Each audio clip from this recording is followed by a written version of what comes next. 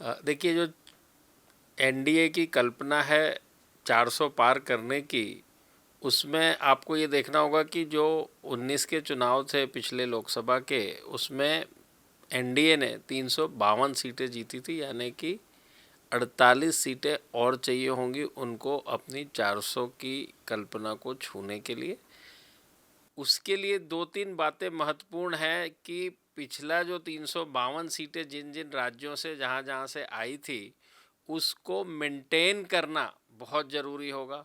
उसमें यदि कमी होगी तो दिक्कत होगी। उसमें मैं हमेशा से इनको 3 ग्रुप में बांट के देखता हूँ।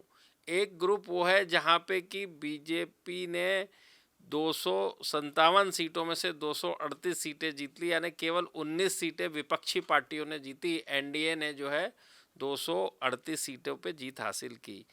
इन राज्यों में जो मुख्य राज्य हैं वो हैं महाराष्ट्र, बिहार, जहाँ पे कि परिदृश्य काफ़ी कुछ बदला पिछले चुनाव और इस चुनाव में। और ख़ासकर महाराष्ट्र के अंदर जो शिवसेना और बीजेपी ने चुनाव लड़ा था वो दोनों अलग हुए, और एनसीपी और कांग्रेस ने चुनाव लड़ा था वो एनसीपी का बंटवारा हुआ और शिवसेना का बंटवारा हुआ, जो कि दो हिस्से बीजेपी यानी एनडीए के फोल्ड में आए। तो महाराष्ट्र काफ़ी अहम स्टेट है। बिहार में नीतीश कुमार वहाँ गए महागठबंधन में, विपक्षी पार्टी में, इंडिया गठबंधन में, और वापस वो आ गए हैं। तो बिहार में कह सकते हैं कि स्थिति गठबंधन के लिहाज से करीब करीब वही है, लेकिन जो लोकप्रियता है आरजेडी की और खासकर तेजस्वी यादव की पिछले 5 सालों में, उसमें अच्छा इजाफा हुआ है। और वो हमने असेंबली इलेक्शन में भी देखा था, लेकिन वो असेंबली इलेक्शन थे, ये कहा जा सकता है ऑलमोस्ट उन्होंने इस एनडीए गठबंधन को, जेडीयू बीजेपी को असेंबली इलेक्शन में 2020 में करीब करीब परास्त कर दिया था। बीजेपी स्लेंडर मार्जिन से जीत पाई थी, एनडीए जीत पाया था।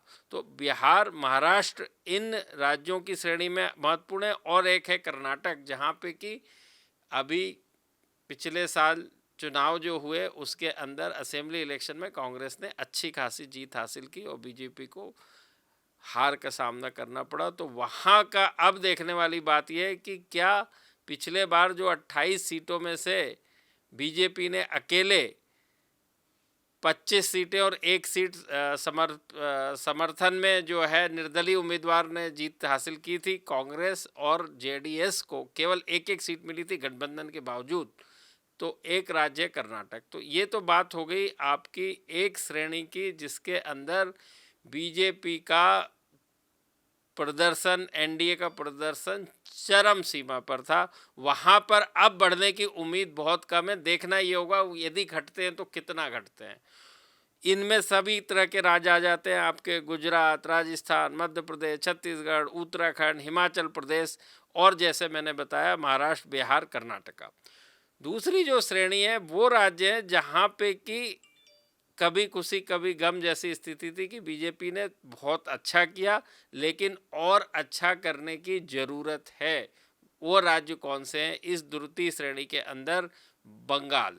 बंगाल की 42 सीटों में से 18 सीटें बीजेपी को जीत हासिल हुई। वहाँ पर 24 का स्कोप बनता है, जिसमें से कि 23 सीट टीएमसी ने और एक सीट कांग्रेस ने पिछली बार जीती थी। दूसरा जो राज्य है इसी श्रेणी में, उत्तर प्रदेश।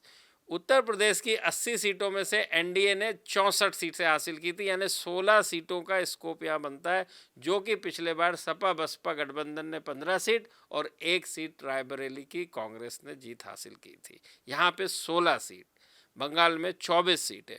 और तीसरा राज्य, अहम राज्य, उड़ीसा, जहाँ 21 सीटों में से 8 सीटें हासिल की थी बीजेपी ने। यहाँ पर करीब करीब 13 सीटों का स्कोप पिछली बार था।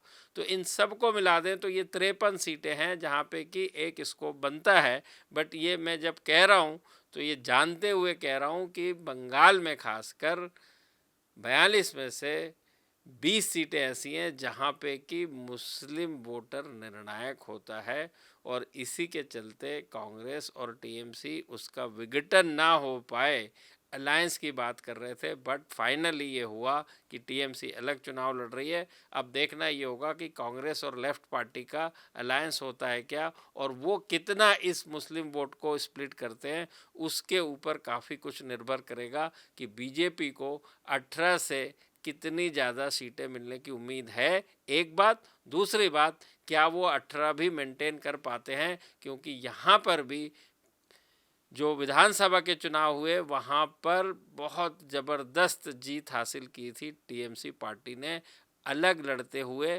कांग्रेस और लेफ्ट का गठबंधन होने के बावजूद 294 में से उनको एक सीट भी हासिल नहीं हुई थी, और टीएमसी ने 213 सीटें जीती।